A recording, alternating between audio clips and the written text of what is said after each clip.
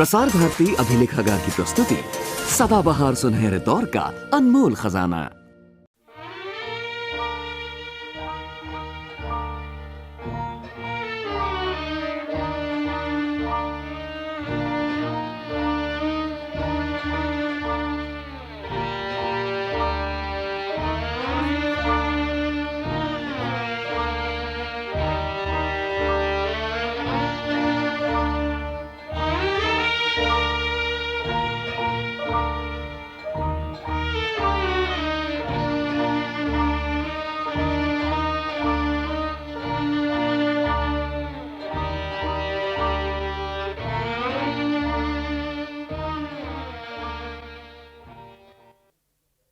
For 50 years to come, let your motherland be your only object of worship. If you can forget for these few years all your other vain gods save her alone, no harm will be done. The other gods are asleep. She alone is awake. She is of your kin. Her hand is in every place, and her ear. She pervades all.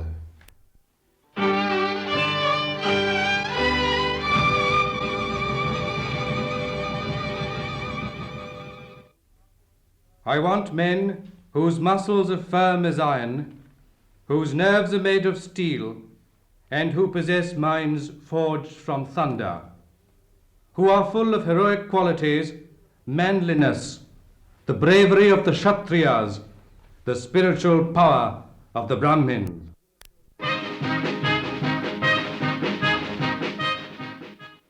I have no fear nor death. I never hunger nor thirst. I am it. I am it. The whole of nature cannot crush me. It is my servant.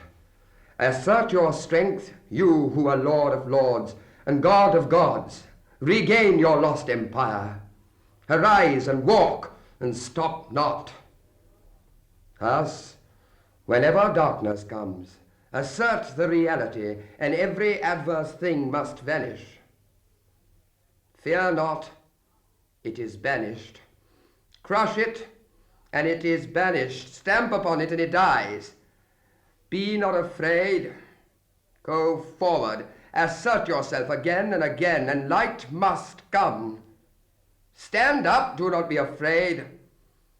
In the midst of all miseries and all weakness, let the self come out. You will gain courage, and at last, like a lion, you will roar out, I am it, I am it. Soham, Shivoham, Shivoham.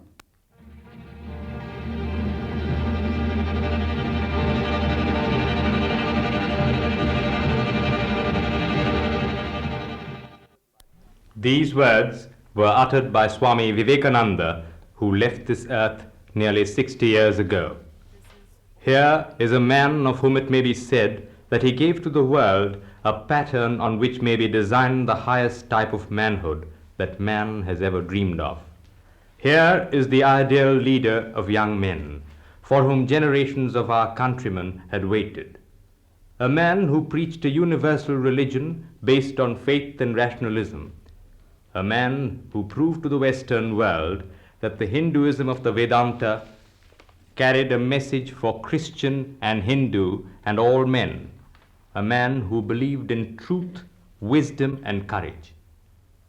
In 1893, at the Parliament of Religions held in Chicago, Swami Vivekananda spoke of such a religion and said, Offer such a religion, and all the nations will follow you. If the Parliament of Religions has shown anything to the world, it is this, that holiness, purity, and charity are not the exclusive possession of any church in the world, and that every system has produced men and women of the most exclusive character. Upon the banner of every religion will soon be written, help and not fight, assimilation and not destruction, harmony and peace, not dissension. It has always been said that Hinduism is not a proselytizing religion, that one has to be born a Hindu but can never become one. But Swami Vivekananda spoke of a man-making religion, one that was based on the ideals of Vedanta and was equally acceptable to men and women of piety, no matter what religion they professed. Of the Vedantic ideals, he said, "The grandest idea in the religion of the Vedanta is that we may reach the same goal by different paths, those of work, love, psychology, and knowledge. All religions and all methods of work and worship lead us to one and the same goal." Each soul is potentially divine. The goal is to manifest the divine within by controlling nature, external and internal. Do this either by work or worship, or psychic control, or philosophy, by one or more, or all of these, and be free. This is the whole of religion. Doctrines or dogmas or rituals or books or temples or forms are but secondary. যাবে কি হে দিন আমার বিফলে চলিয়ে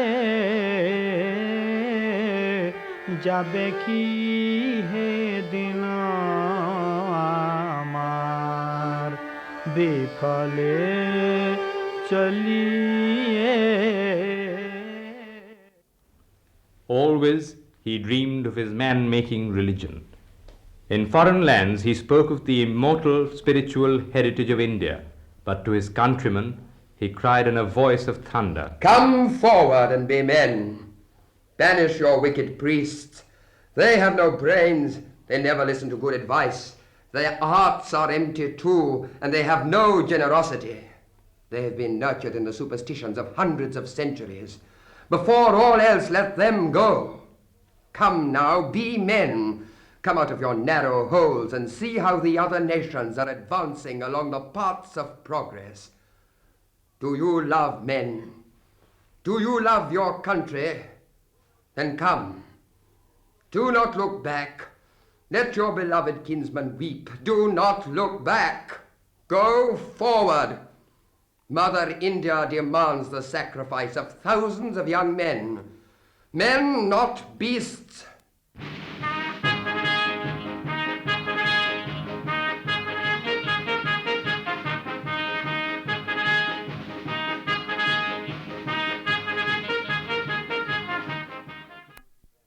What manner of man was he then, this monk in saffron garments, who carried the flame of his country's spiritual wisdom to the distant countries of the progressive West, and whose voice was a clarion call summoning the manhood that lay inherent within his indolent countrymen?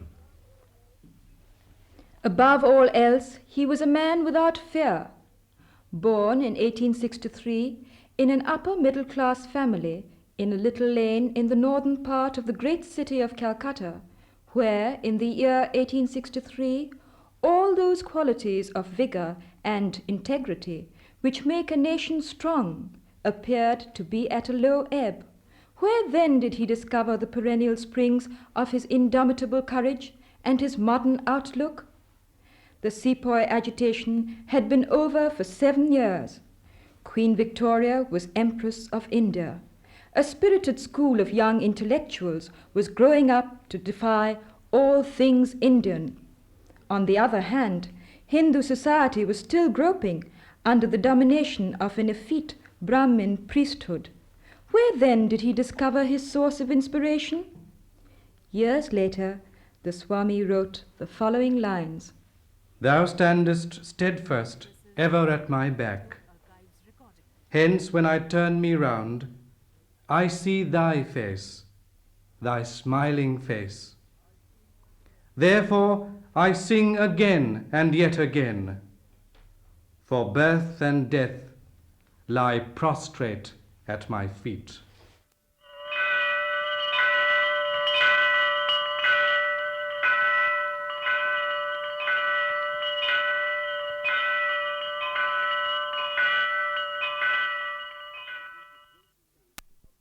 It was the great sage of Dakshineshwar, Sri Ramakrishna Paramhansa, whom some men call the mad priest of Kali, than whom externally no greater contrast for Swami Vivekananda could be imagined, who had given him faith and courage, set his feet along the paths of truth, and placed the torch of Hinduism in his hands, with the command that he carry it to distant countries.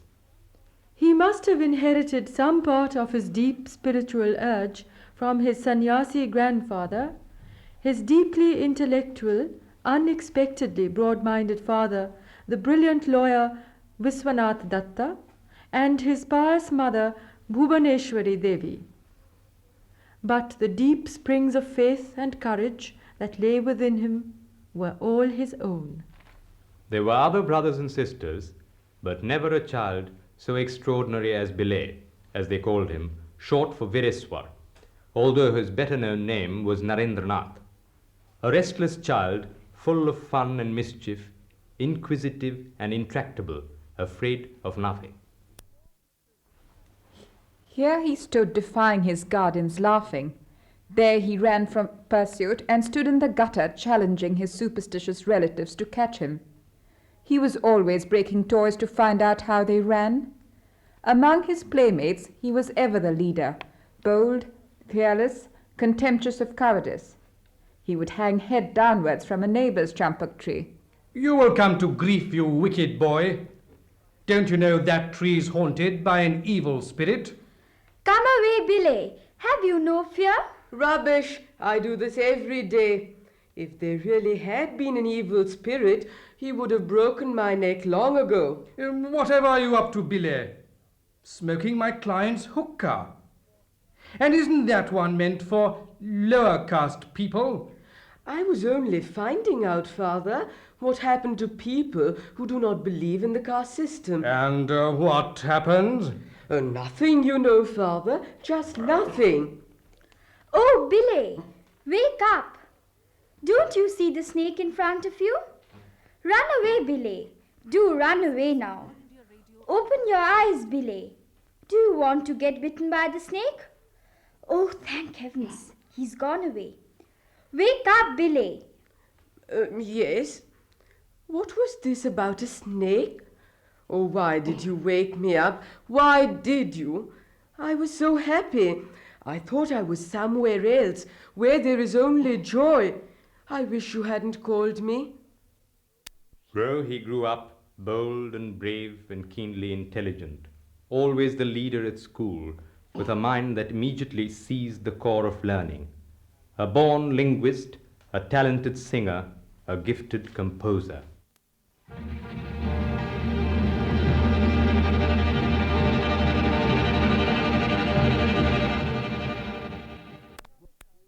But there was another side to his nature which filled his parents with joy and fear. He loved the begging monks in the streets. He secretly sat in meditation before his little image of Ram Sita, which he later threw away when he began to feel a distaste for the married state and the unfairness towards women that it entailed. The name of Shiva, a touch of Ganga water, would calm his wildest tantrums. His family knew he was not like other children. He went to school, impressed his teachers by his proficiency in English and his deep intellectual and spiritual yearning.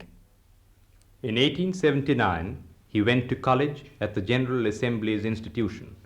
His professors and classmates gradually grew aware of his unusual powers. He learned boxing and wrestling, and his body became fit and strong. Never did he have any use for indolence, weakness, or slackness of any sort. He was a nation builder at heart, a nation whose strength was founded on the ancient spiritual forces of India, whose mind was nurtured in the learning of East and West, and whose body was hardy and strong. This is what he used to say. National union in India must be the gathering up of the scattered spiritual forces. A nation in India must be the union of those whose hearts beat to the same spiritual tune. When the blood is strong and pure, no disease germs can live in that body. Our lifeblood is spirituality. If it flows clear, if it flows strong and pure and vigorous, everything is right. Political, social, and other material defects, even the poverty of the land, will all be cured if that blood is pure. For if the disease germ is thrown out, nothing will be able to enter the blood. Thus spoke Swami Vivekananda more than 60 years ago, long before India became a free country. Seizing in his sure grip the crux of the situation, the Indian thought which must at all costs be kept alive through domination, oppression, aggression, and our own careless, undecided, indolent habits. What guarantee have we that this or any civilization will last unless it is based on religion, on the goodness of men? Depend on it. Religion goes to the root of the matter. If it is all right, all is right. This was the object he set before his countrymen, an object which has stood the test of time, an object which in our hours of peril, even to this day, could be our leading light.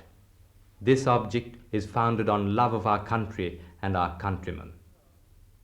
Knowing sure that I have put in a lever for the good of humanity, in India at least, which no power can drive back, I shall sleep without caring what will be next.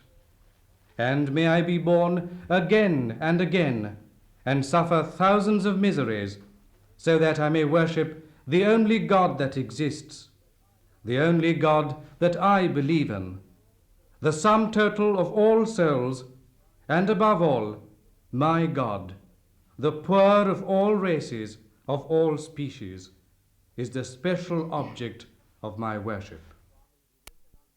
Swami Vivekananda knew that to build a nation is not an easy task. He said, "A few men who think that certain things are evil will not make the nation move. Why does not the nation move? First educate the nation, and then the law will be forthcoming. Bring it up. You must go down to the basis of things, to the very root of the matter. Put the fire there, and let it burn upwards, and make an Indian nation."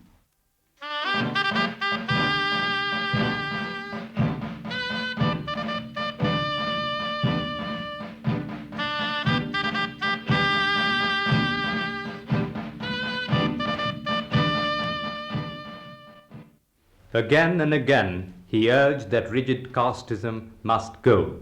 Women must be given their due position of honor. The underprivileged and privileged must be brought closer. Impress upon their minds that they have the same right to religion as the Brahmins. Initiate all, even down to the Chandals, in these fiery mantras. Also instruct them in simple words about the necessities of life, and in trade, commerce, and agriculture. If you cannot do this, then fie upon your education and culture. Women must be put in a position to solve their own problems in their own way. He was a saffron-robed, wandering monk who had no worldly possessions save his deep faith and indomitable courage, and he had studied all the spheres of learning. It is hopeless and perfectly useless to govern mankind with the sword. You will see that the very centers from which such ideas as government by force sprang up are the very first centers to degrade and degenerate and crumble to pieces. There never was such a patriot.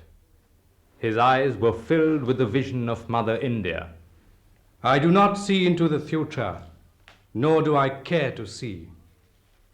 But one vision I see clear as light before me, that the ancient mother has awakened once more, seated on a throne, young, more vigorous than ever. Proclaim her to all the world. Vande Mataram, Sujalam, Sufalam, Malayaj Sheetalam. Shyamalam Mataram Vande Mataram. But he had had his years of mental torment before he found himself. His endless search for the truth had commenced in his adolescence. Where did one find God? What was the purpose of life? Ceaselessly he read, thought, and discussed, and sat near the famed gurus of the day, Maharshi Devendranath Tagore, the poet Ravindranath's renowned father, Brahmananda Keshav Chandra Sen, and others. He frequented the prayer halls of the Brahma Samaj, his mind responding eagerly to the simplicity of congregational worship. But it wasn't what he sought. In 1880, a neighbor invited him to sing before his guru. A casual invitation, for there was dearth of good singing voices. So young Narendranath first met Sri Ramakrishna Paramahansa, who changed his whole life. But not without a struggle, for this extraordinary young man would not accept things at face value. He needed to test them first. Not even faith, not even from Sri Ramakrishna. He needed to understand before he believed. This was his strongest and his weakest point. He did not fall immediately at the Guru's feet, although Sri Ramakrishna showed unusual interest in him. Meanwhile, other difficulties arose. His father pressed him for marriage. Narendra's whole nature recoiled with distaste. He refused to marry and went to see the priest of Dakshineshwar instead. Sri Ramakrishna welcomed him. So you have come at last. How could you forget me all this while? I have been waiting for you to come. My tongue is weary conversing with worldly people. To talk to a man of renunciation like you comforts my soul. But Narendranath was not so easily won. He put even the great Guru through a severe test. Unworldly was he? The touch of gold or silver filled him with agony, did they? Narendranath secretly placed a silver rupee under the folds of his mattress and waited in hiding to watch the reaction. The priest nearly had a fit as soon as he touched the bed. So Narendranath tested and argued all the way to his master's feet. Could this simple-looking man guide him to God? Was not the intellectual Maharshi a better guru? The Maharshi was on a boat on the Ganga. To him rushed Narendra. Tell me, sir, have you seen God? Calm yourself, Narendra. From the look of your eyes, I have always known you are a yogi. This was not what he sought. But what of the mad priest of Dakshineshwar? Tell me, sir, have you seen God? Certainly, my son. I have seen God. I have seen him clearer than I see you now. Do you want to see him? I can show him if you will do as I say. So he finally came to the feet of the only earthly guru he ever acknowledged. But he came fighting him every inch of the way. In 1886, Sri Ramakrishna ended his earthly life from cancer of the throat. Before he passed away, he initiated Narendra into the vows of the sannyasin. Again and again, the impatient Narendra begged his mortally ill guru to show him the way to absolute self-realization, that oneness with the divine, known as Nirvikalpa Samadhi. The guru rebuked him. Are you not ashamed, my son? You have to grow like the banyan tree and give comfort and shelter to thousands of men. Must you ask for your own salvation? Is your ideal then so mean, so little? Naren, I leave these my children in your care. You are the wisest, the strongest. Guard them, keep them on the paths of truth.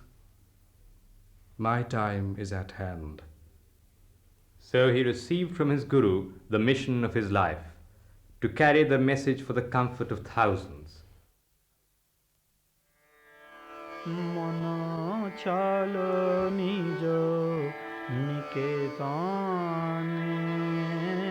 Mona chalo nijo niketane, সংসার বিদেশে বিদেশীর বেশে ভ্রম কেন অকারণে। Where is your religion? Has it then retired into your kitchens? Is this do-not-touchism all your religion? No, no.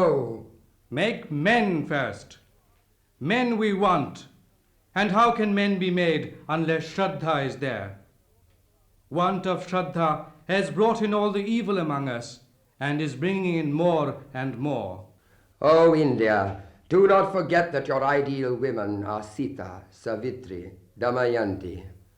Do not forget your goddess Shiva, Shankara. Do not forget that your marriage, your riches, and your life are not for the enjoyment of the senses, nor for your personal pleasure. Do not forget that from your very birth you have been dedicated to the mother. Do not forget that the lowly, the unlettered, the poor, the ignorant, the shoemender, the sweeper are your kindred of your own blood. My hero, be bold. Shout with pride, I am an Indian. The Indians are my brothers. The ignorant Indian, the poor Indian, the Brahmin Indian, and the untouchable Indian are all my brothers. Put on a loincloth, you two, and shout with pride. The Indians are my brothers. The Indians are my life and soul.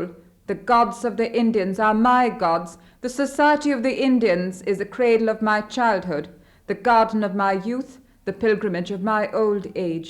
Say, my brothers, the earth of India is my heaven. The good of India is my good, and day and night repeat this prayer. O Lord, give me manliness. O Mother, dispel my weakness, my cowardice, make me a man. In the wanderings of 5 years, he had learned the ways of his country as in the pages of a book, but always something urged him towards foreign lands. His health failed at times, but a few days' rest would put him on his feet again.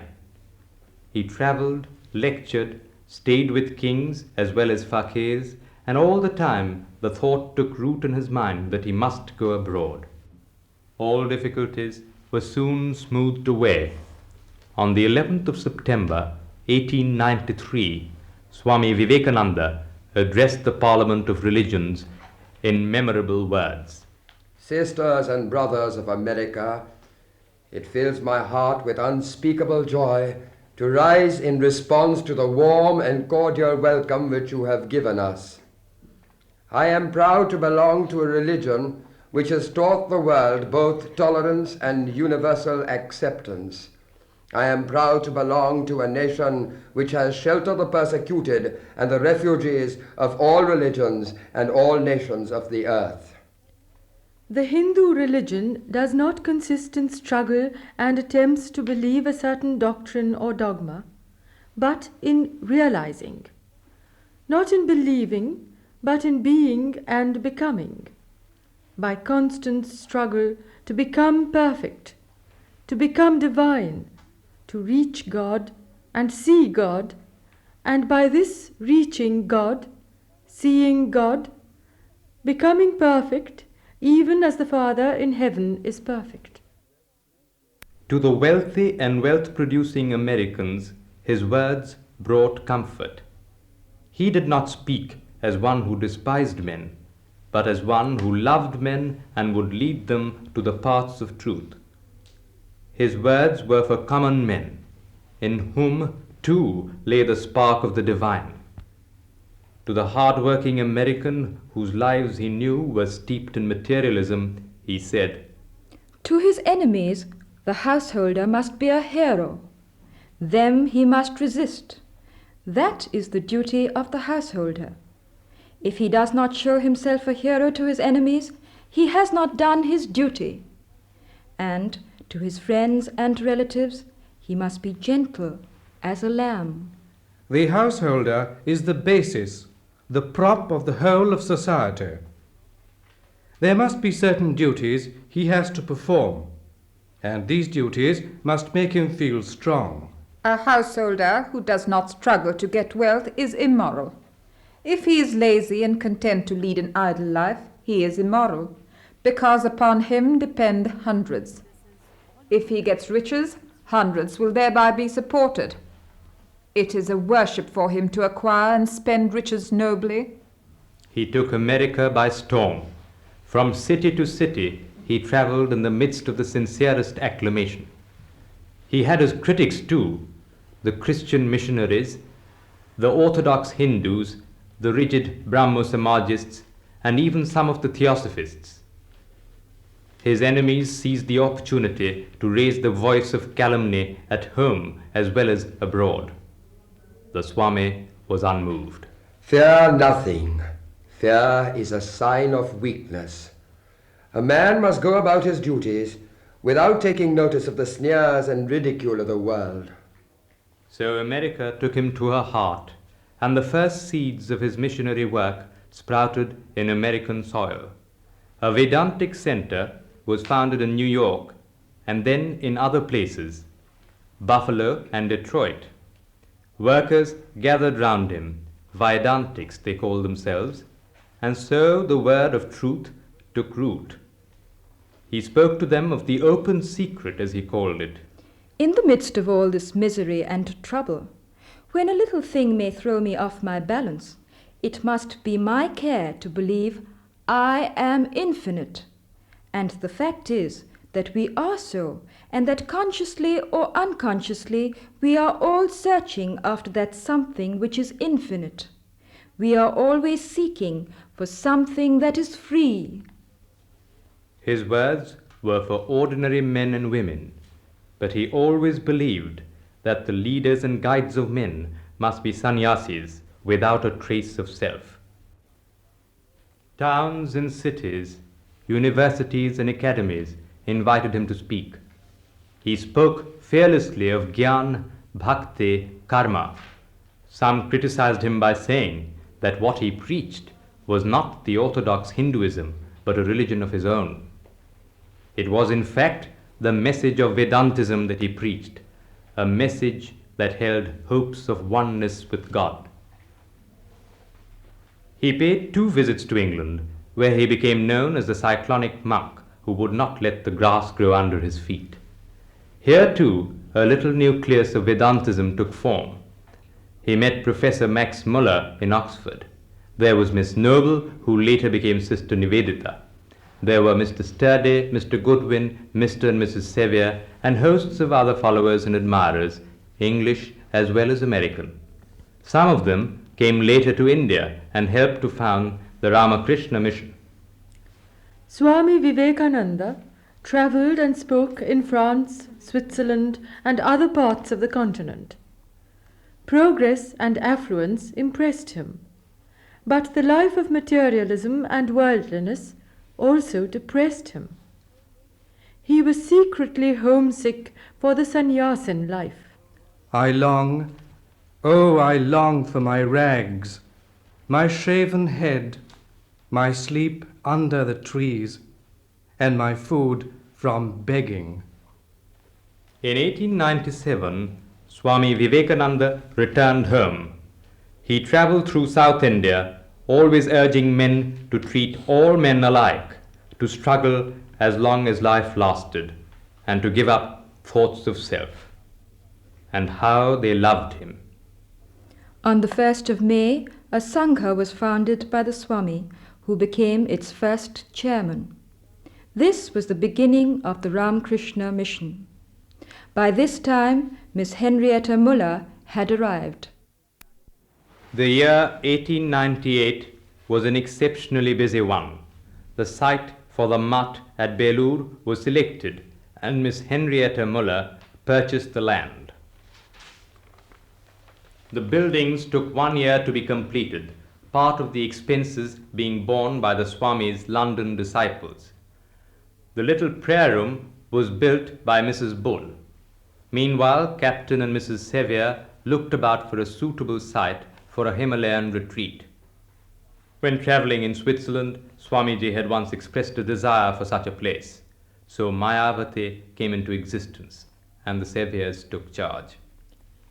Thus came into existence the Ramakrishna Mission, founded by Swami Vivekananda in the name of his sainted Guru, for the service of all men and for the glorification of that universal religion, which is the basis of Vedantic philosophy.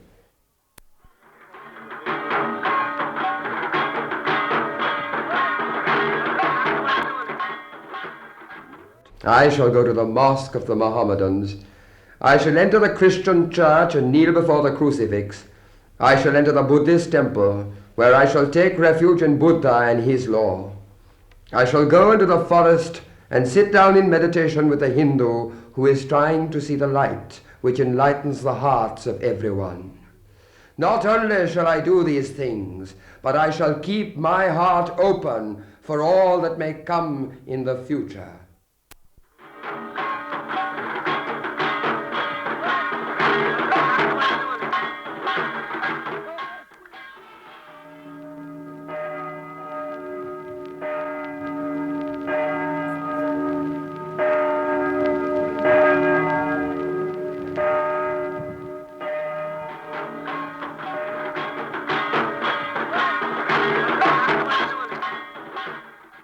Sister Nivedita arrived. She is well known for the work she did for the women of India. In the same year, on Sri Ramakrishna's birthday, the Swami gave the sacred thread to a number of pious non-Brahmins. It was a strenuous life. He did not always live in Belur, but travelled all over his country, visiting holy places, fighting the plague epidemic, resting for a while, then undertaking the rigorous pilgrimage to Amarnath. In person, he was of middle height, with dark curling hair, a glowing complexion, a manly physique, and large, lustrous eyes. His stupendous personality, his strength and courage cannot be described in words. In 1898, he was only 35 years of age, but he had driven his physical body so hard that his health had broken down. The Swami nowadays showed more and more a tendency to withdraw into solitude, away from the heart of the busy mission work. His efforts at teaching never slackened. At Belur, he took regular classes, discussed and answered questions. He never shied away from the truth, but went into the core of the subject. Religion is neither in books, nor in intellectual consent, nor in reasoning. Reason, theories, documents, doctrines, books, religious ceremonies are all helps to religion. But religion itself consists in realization. He went abroad again in 1899, hoping to recoup his failing health. He seemed to be satisfied with the progress of the centers abroad, but no longer felt the exuberance of his previous visit. At the back of his mind, there seemed to be a sense of approaching end.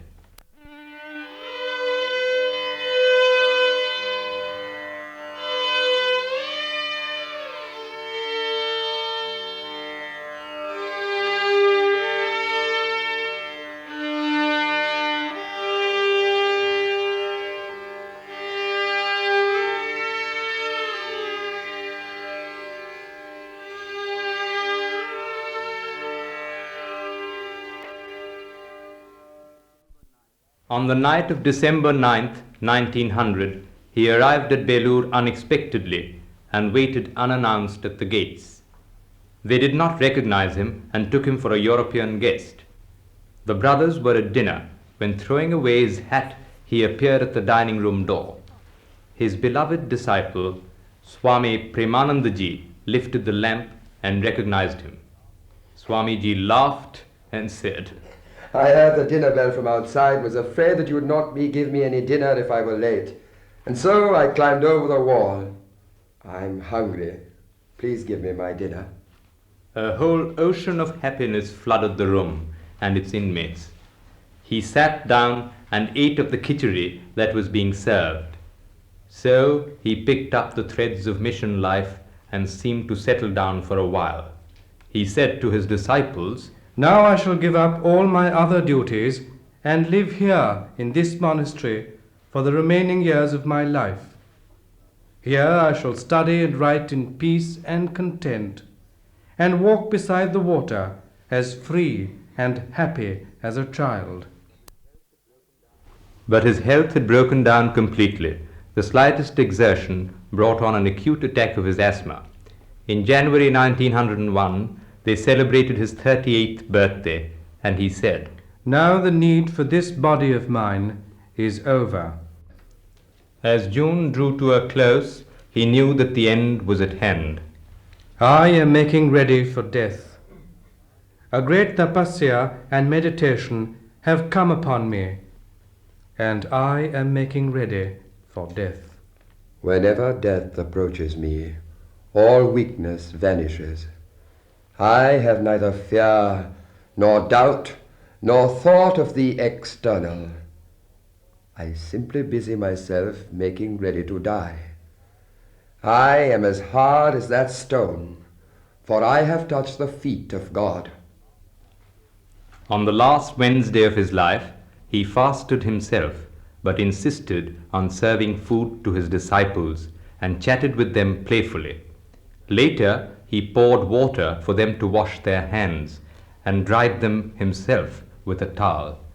When they objected, he cried, "Jesus washed the feet of his disciples." On Friday, July 4th, 1902, he spent long hours in prayer, then gave his usual Sanskrit lesson, and then took a long walk. When he returned, the bell was ringing for evensong. He sat down facing the Ganga and commenced to meditate.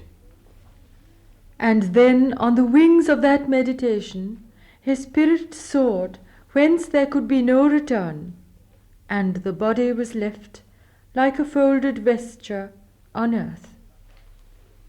Such was the life and death of the greatest patriot it has been India's proud privilege to bear. Swami Vivekananda's patriotism is a torch for ages to come, lit by truth and piety and selflessness. I believe in patriotism, and I have my own ideal of patriotism. First, feel from the heart.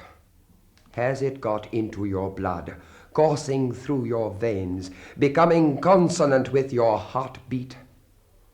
Have you forgotten all about your name, your fame, your wife, your children, your property, even your own body? Have you got the will to surmount mountain-high obstructions? If the whole world stands against you, sword in hand, would you still dare to do what you think is right? Let the sages blame, or let them praise. Let the goddess of fortune come, or let her go. Let death come today, or let it come in hundreds of years. He indeed is the steady man who does not move 1 inch from the way of truth. Have you that steadfastness?